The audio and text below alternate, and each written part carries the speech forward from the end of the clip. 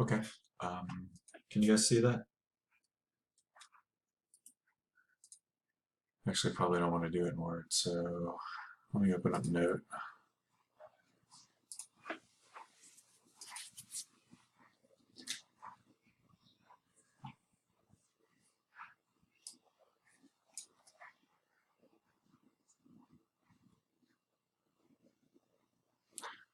You have a foot and a half. Where are you, Allison?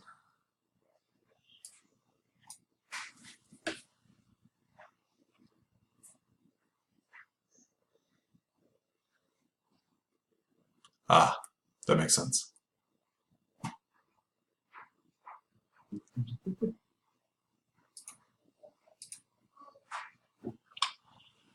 Okay, does anybody have a... well, I gotta start one more thing just a sec.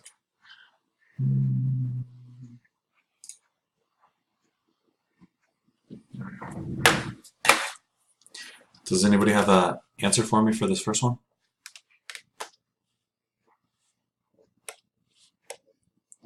Just for all the enthalpy questions, but I didn't have a great answer for this, so.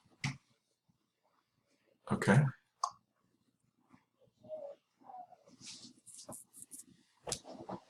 We talked a little bit about something like this when we talked about ATP and glucose. So it's obviously about breaking bonds, and so I mean when we get down to it, really what bonds are we talking about with a piece of paper? The paper? I'm sorry, say that again. The fibers of the paper. Yeah, but I don't care about that. I'm talking about the molecule. Carbon? No, that's an atom. Are you able to see me writing here? But I can't see anything now. No. You guys aren't seeing me? What are you looking at right now? We can see the homework. 2, 1, 2, 2. And you don't see me writing answers? Nothing No. green? No. Oh, that's really weird. All right, just a sec. Stop. Share screen 2. Share. How about now? Yeah. Okay, so the molecule that's in the paper that we're most concerned with is the glucose molecule. I mean, it's in its cellulose stage, but it doesn't really matter. So the glucose molecule reacts with the oxygen, produces carbon dioxide and water.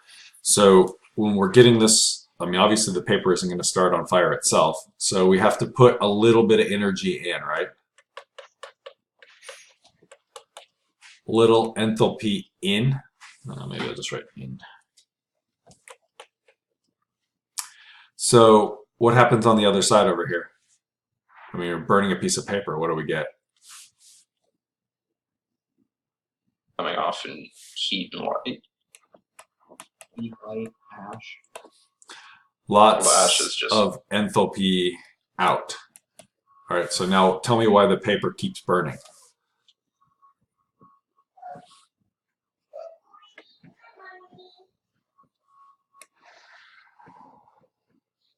feedback loop, so the energy keeps going back to the beginning. Right. So it burns because it continues to burn because some of the energy that's produced and the fact that lots of enthalpy is produced when CO2 and water vapor are formed loops back to the reaction and gets the glucose and the oxygen to react with each other to continue the process. So it's just going to continue to burn until it burns itself out, or some reason why the heat can't be used to start the next set of bonds going. Okay, let's talk about this Hess's law problem. So we're trying to get this hydrazine and hydrogen peroxide to make nitrogen and water. So it looks like the first equation is in a good position for lots of reasons, right? Oh, this one was super easy. So I have the hydrazine on the correct side. I've got the nitrogen on the correct side. I've got the water on the correct side. And the only thing I'm going to need to deal with is the hydrogen peroxide and the oxygen. So if we look at this third equation down here, this one's written backwards. Are we okay with me saying that?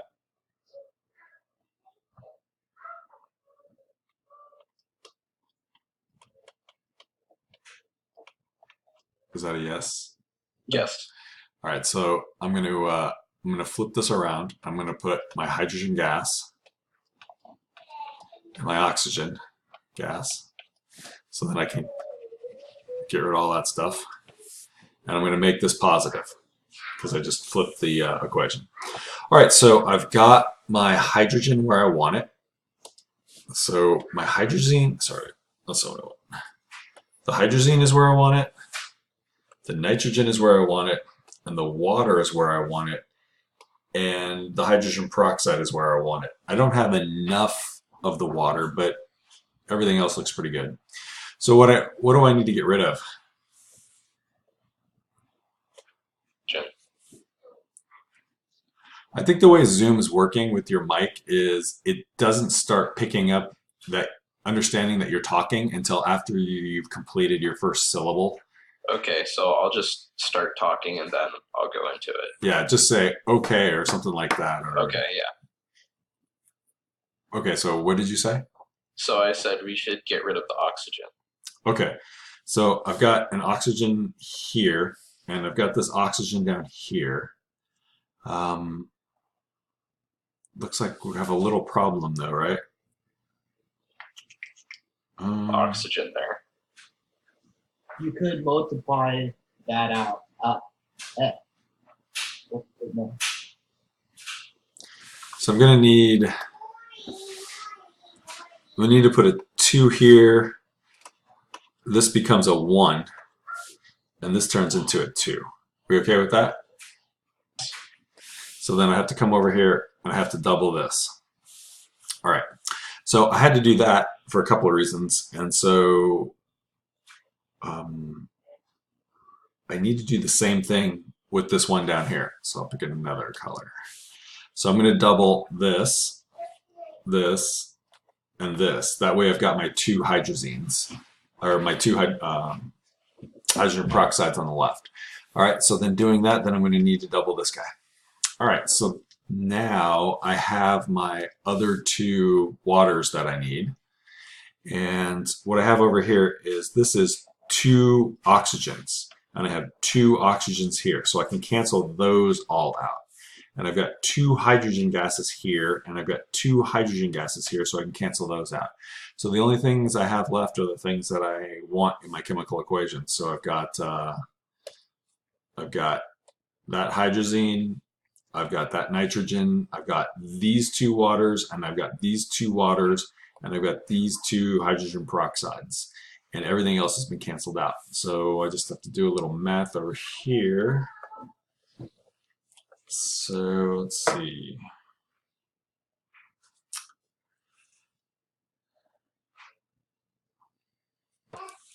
So this is -5.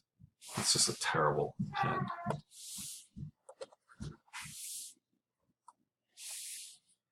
This equals -571 kilojoules. And this one equals 187.8 times 2. This is 375.6 kilojoules. And then we didn't change this one at all, so this is still just -622.3 kilojoules. So then I'm just going to add all these guys up. So -622.3 minus 571 plus 5.6, and so I get 817.7 kilojoules negative. So since this is a negative value, is this reaction endothermic or exothermic?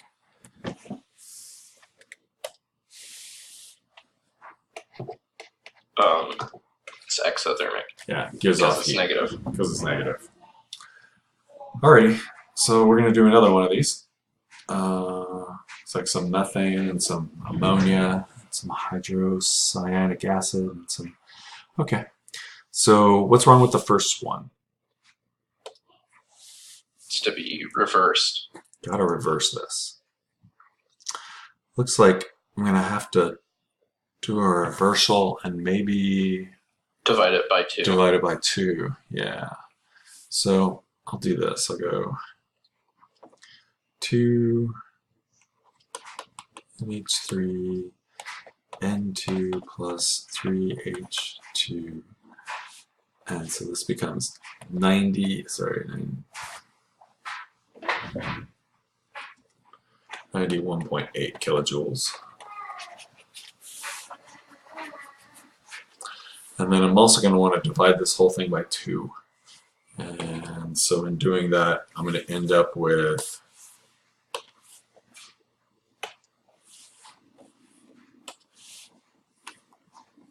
just a 1 here in front of that, a half of the, and this is a 1.5. And then I need to take this and divide this guy by 2. All right, so I'm going to need to flip the next one as well. So I'll just do this carbon plus 2 hydrogen, and then we can get rid of all of this. And this sign changes. And let's see, I don't need to do anything with the numbers because I only want one of them. And then this one here at the bottom looks like it's correct. Except it's too much, right? It's also double. It also needs to be divided by 2. Yeah, so I'll put 1/2, let's do it this way. I'll put a half hydrogen gas here. I'll cross this out and make that just 1 carbon. I'll make this a half nitrogen, cross this 2 out and make this just a 1 hydrocyanic acid. And then I'll take this thing and divide it by 2. All right, so did everything work out for us? I need 1 methane gas. No, that's right. That's not going to work on that color. Let's try this weird one. All right, I got 1 methane gas, and I got 1 methane gas as a reactant. And then I've got 1 ammonia, and I've got 1 ammonia as a reactant. I've got 1 hydrocyanic acid, and I've got 1 hydrocyanic acid as a product. And I need 3 hydrogen gases. And I've got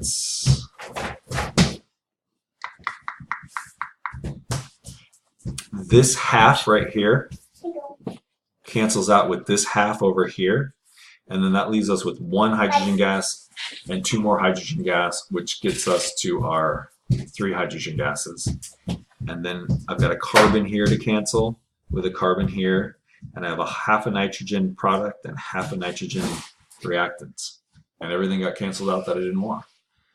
So then I'm just going to add these guys up over here on this side. So 91.8 divided by 2.